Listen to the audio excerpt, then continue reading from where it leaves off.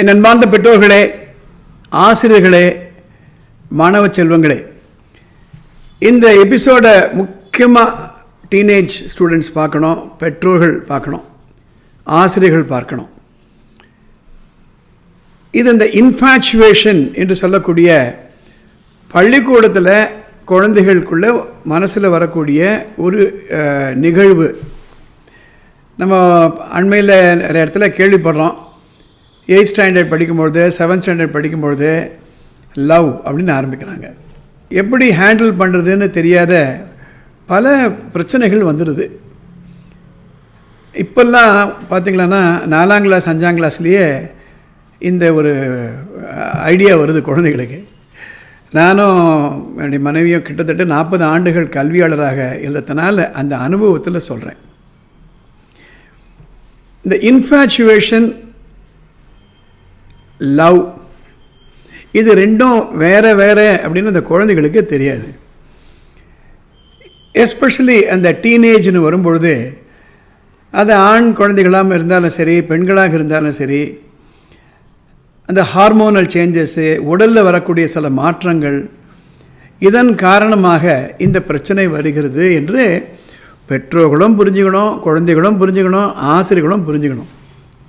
அது புரிஞ்சிக்கலை அப்படின்னா அது எப்படி ஹேண்டில் பண்ணுறது, கையாள்வதுன்னு தெரியலன்னா விபரீதமான பிரச்சனைகள்லாம் வந்துடும். எங்கள் அனுபவத்தில் நான் சொல்கிறேன், நல்லா படிச்சுட்ருப்பா ஒரு பொண்ணு, 6th வரைக்கும் நல்லா படிச்சுட்ருப்பா. திடீர்னு பார்த்தோம்னா மார்க் குறையும். அப்படி வரும்பொழுது பல பிரச்சனைகளில் இருக்கலாம். பாடத்திட்டம் பிரச்சனையாக இருக்கலாம், இல்லது அந்த படிப்பு கொஞ்சம் ஹையர் ஸ்டாண்டர்டாக இருக்கலாம், அதனால் இருக்கலாம், இல்லை குடும்பத்தில் சில பிரச்சனைகள் இருக்கலாம். அந்த பல பிரச்சனைகளில் ஒரு பிரச்சனை என்னவாக இருக்கும்னா இந்த இன்ஃபாச்சுவேஷன். அந்த வயசில் யாரை பார்த்தாலும் அழகாக தான் இருப்பாங்க.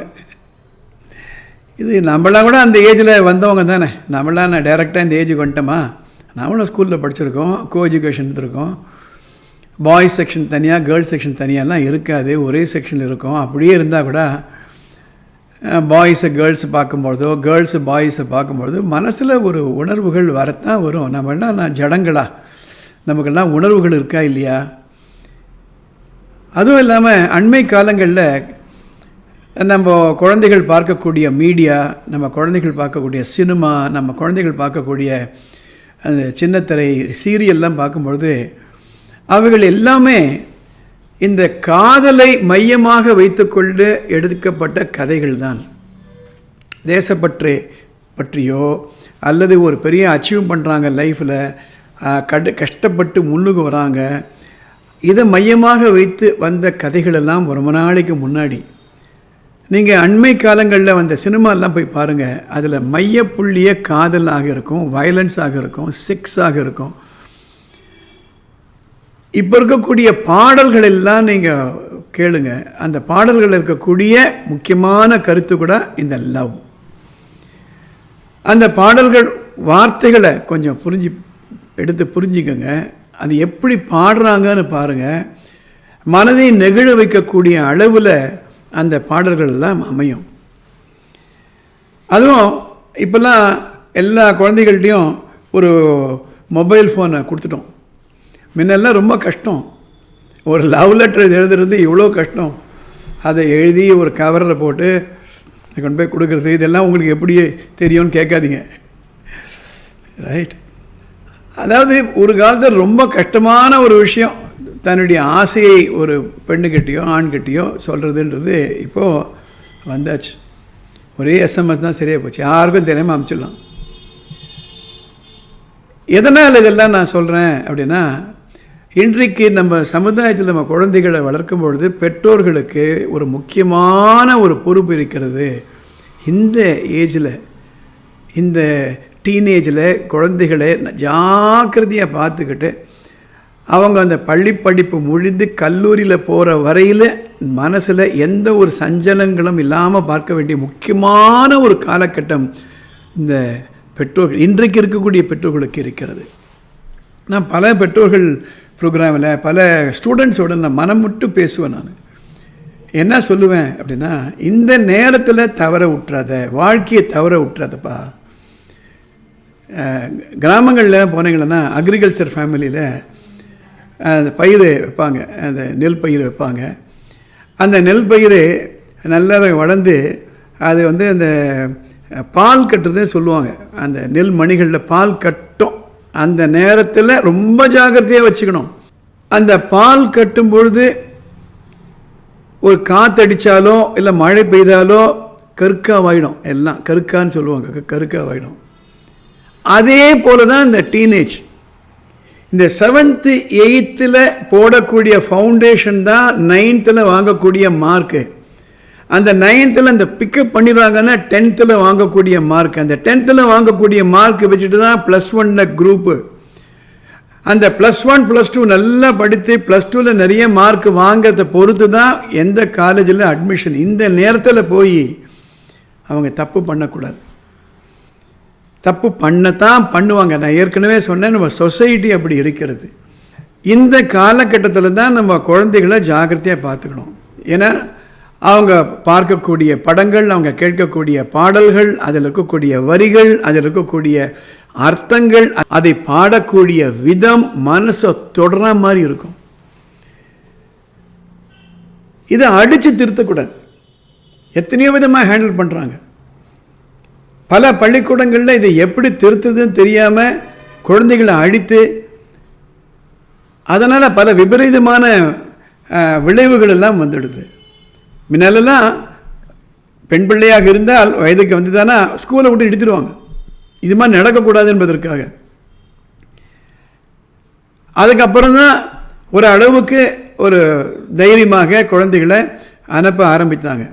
அதனால தான் இப்போல்லாம் பள்ளிக்கூடங்களில் ஒரு 8th 9th ஸ்டாண்டர்ட்லேயே இந்த ஹியூமன் ரீப்ரொடக்ஷன் சொல்லி கொடுத்துட்றாங்க.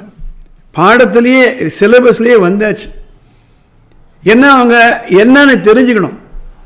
அந்த நிலைக்கு தள்ளப்பட்டு விட்டார்கள். அந்த காலத்தில் அது அவசியம் இல்லை. இப்போ எல்லா இடத்துலையுமே பாம்பு இருக்குது அப்படின்னா பாம்பை பற்றி குழந்தைகளுக்கு சொல்லி அனுப்பணும். இப்போது கொரோனா வந்தது, அந்த கிருமி இருக்குது அப்படின்னா அதை பற்றி எஜுகேஷன் சொன்னாங்களா இல்லையா? கையை கழுவிக்கோ, மாஸ்க் போட்டுக்கோன்னு சொன்னாங்களா இல்லையா? கண்வலி வந்துச்சு அப்படின்னா அப்போ சொல்கிறாங்களா இல்லையா? கையை வாஷ் பண்ணிக்கோன்னு சொல்கிறாங்களா இல்லையா? ஒரு தட்டமை போடுது அல்லது ஒரு நோய், பர்டிகுலர் நோய் வருதுன்னா அப்போ அந்த நோயை பற்றி எடுத்து சொல்கிறாங்களா இல்லையா? அதே போல தான் இந்த இன்ஃபேச்சுவேஷன் வரும் பொழுது அதிகமாக ஆயிடுச்சு. இப்போ வேறு வழி கிடையாது. நம்ம மேற்கிந்திய கலாச்சாரத்தை நம்ம ஃபாலோ பண்ண ஆரம்பிச்சிட்டோம். ஒரு ஆண் மகனோ பெண்ணோ ஒன்றா உட்காரலாம், பக்கத்தில் உட்காந்துக்கலாம், கை கொடுக்கலாம், தொட்டுக்கலாம் என்ற அளவுக்கு வந்தாச்சு. அப்படின்னா அந்த குழந்தைகளுக்கு தெரியாத சில தப்பு நடக்கக்கூடாதுன்னு இதை தெரியப்படுத்துகிறோம். இந்த இன்ஃபேச்சுவேஷனை நம்ம சால்வ் பண்ணணும்னா ஒவ்வொரு பள்ளிக்கூடத்தில் இருக்கக்கூடிய ஆசிரியர்களுக்கு நல்ல பயிற்சியை கொடுக்கணும்.